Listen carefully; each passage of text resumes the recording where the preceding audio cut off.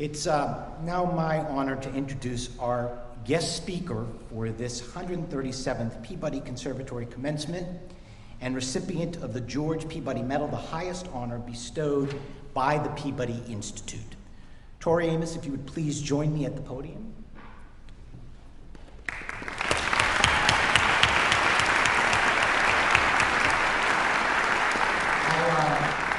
I'll read the citation. Tori Amos, you are among the most influential solo artists of your generation, beloved by millions of your emotionally honest, narratively complex, and unapologetically unconventional songs. A singer-songwriter, pianist, composer, and 8-time Grammy Award nominee, you began your study of music here at the Peabody Preparatory. You were performing professionally under your father's guidance by the age of 13, playing for lobbyists and politicians in a Washington, D.C. piano bar. From your 1992 breakthrough album, Little Earthquakes, to 2017's Native Invader, you have maintained a distinctly personal voice and achieved uncommon recording industry success with 7 of your 15 commercial albums debuting in the top 10 of the Billboard 200. Written on themes of feminism, family, sexuality, politics, and religion, your string of chart-topping singles has included inspiring and personal songs like Crucify, Silent All These Years, and A Sort of Fairy Tale. On your recordings and in live shows, you play not just piano, but also harpsichord, harmonium, clavichord, Hammond B3 organs, a Rhodes piano, and electronic keyboards. Devoted to your fans, you have performed more than 1,000 shows since your first world tour in 1992, and in 2003 were voted 5th best touring act by the readers of Rolling Stone magazine. During your most recent journey in the world of classical music, you worked with the German musicologist Alexander Burr on your 2012 album, Night of the Hunters, which pays tribute to composers such as Bach and Chopin, Bartok and Debussy, and which won an Echo Classic Award. Your stage musical, The Light Princess, an adaptation of the George MacDonald fairy tale, premiered at the London's Royal National Theatre in 2013 and was nominated for Best Musical at the Evening Standard Awards. You and your music have inspired many official and unofficial books in addition to your 2005 autobiography. In the Eisner and Harvey Award-winning anthology graphic novel, Comic Book Tattoo, each of the stories is based on one of your songs. A longtime advocate for victims of sexual assault, you were the first spokesperson for the Rape, Abuse, and Incest National Network, RAIN. Your semi-autobiographical 1991 song, Me and a Gun, has become something of an anthem for the Me Too movement, and you continue your involvement with the RAIN as a member of the National Leadership Council. Tori Amos, you have followed the muses and charted your own course to the pinnacle of success, speaking your truth and attracting an ever larger following with every lyric. With this award, we celebrate your singular career and outsized impact. I am proud to bestow on you today the highest honor conferred by the Peabody Institute of the Johns Hopkins University, the George Peabody Medal for outstanding contributions to music in America.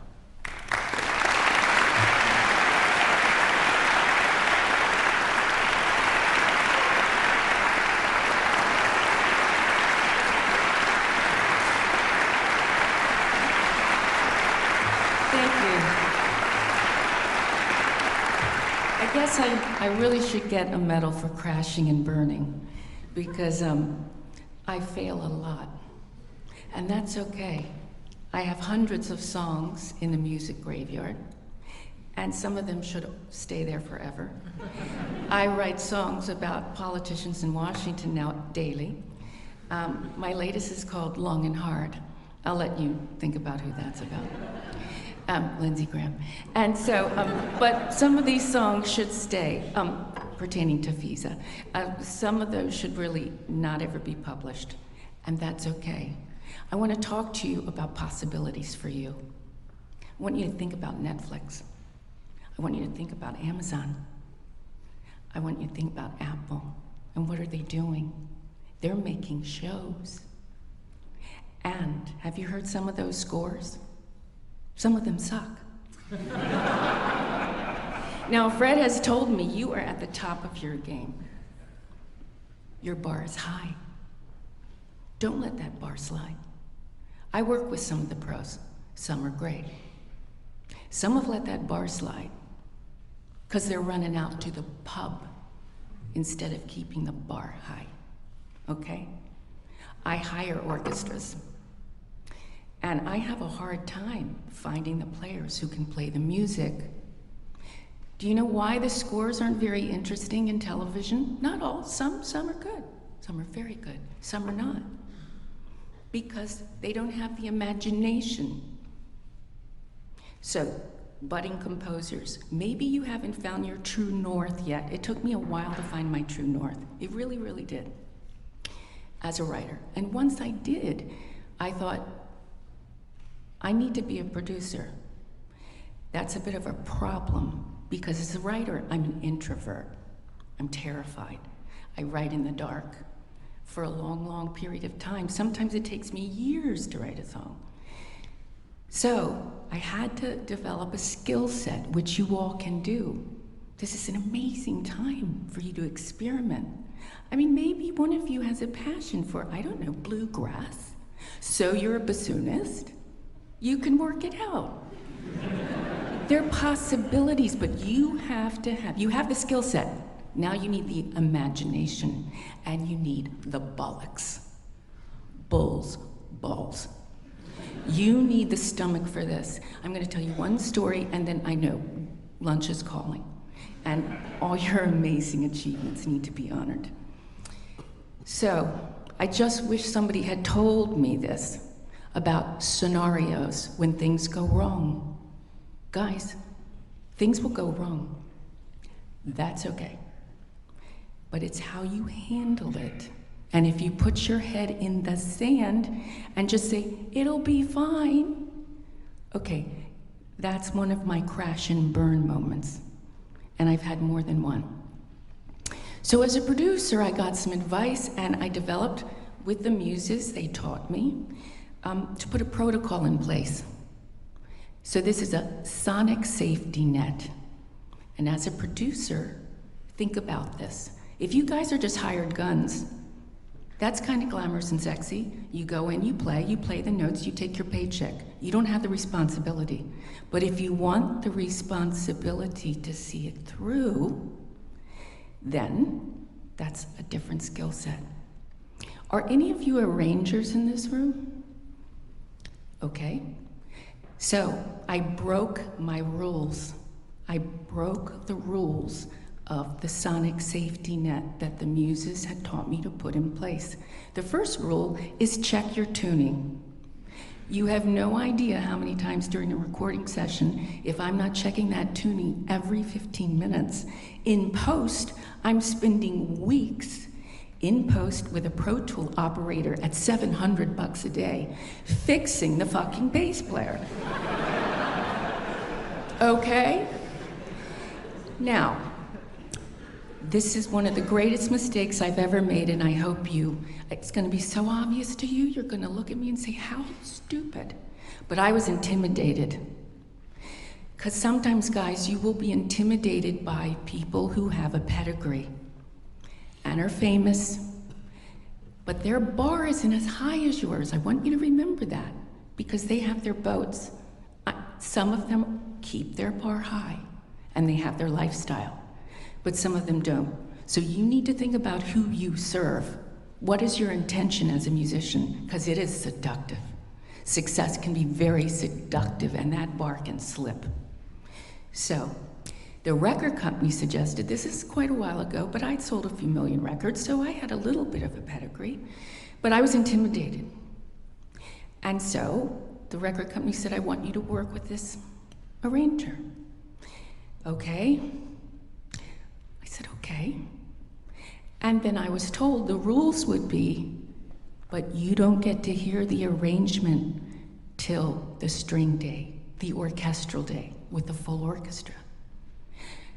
And I was very nervous, and I said, I was a young producer, that breaks my rules. The rules the muses have set out. If we're collaborating and we're trusting and we're confident in our music, then we share. And then I can make my changes. Changes? The artist makes changes? Well, the producer, that's part of her job, is to make the changes if they're not right. Because the arrangements have to tell the story that the song is telling, not your own fucking crazy made-up story. You're underscoring, or write your own song. Okay, that's how it works. So what happened? I broke my rule. Let's walk to the day, the orchestral day. They're all there, they've warmed up. Now, you have to understand, this type of session can cost you a small house. Maybe not in Montgomery County, but it will cost you a house. So the stakes are high, very high here. Okay, they're playing the first song, and I said to the guys, my team in the room, is that and they said, well, they said it's So I get on the talkback and I say, excuse me, sir, what song are you playing? We have a little hiccup here in the control room. He said, we're playing. And I thought, Jesus Christ. Okay, one down. Okay, crash and burn on one. We got 3 more. 6 hours later, it went from bad to worse. So I'm sure you all are ahead of this story. You understand, don't you, what happens now? What happens now is I've just blown this budget because I broke my rule. No, I didn't approve the arrangements, but by default, I did. Somebody said, let's call the record company. Oh, no. We do anything but that. We can't do that. Because they're bean counters. It's called the music business. Half of them are tone deaf. They're good at number crunching. So they'll either say, we put it out as it is. End of career. You would look at me and say, how could you approve that? You've lost your mind. No, I lost my courage. So at the end of it, I called in a musician that I trusted. And I said, tell me where we stand. He said, if you let this out, it's over. You will have lost your mind and the respect of any musician. And so I said, get me a shot of tequila, lock this door, and anybody who doesn't have the stomach for this, leave before I lock it. I take full responsibility. It wasn't the orchestra's fault. It was my fault. Red light, on. Save the piano vocals, make a copy just in case. Even the timpani, erase. Erase 4 arrangements. Did I catch flack? The doo-doo was heavy. It was huge. But I had to stand my ground. And so the solution then was, you know what? You're difficult, not pedantic. Men are pedantic when they're producers. Women are difficult. So they said, why don't we bring in a professional man in to sort this out? And I said, not another goddamn man. I need musicians who will follow the code and arrangers who will collaborate. Not with their ego, but with their commitment to the muses and to telling the story. And this is the code that I have. If I cannot compose for you what you need, I need to step back and hand the baton over to someone who can. Because that is the integrity of musicians that I am a part of. Join me. And boy, the fun is just beginning. Congratulations.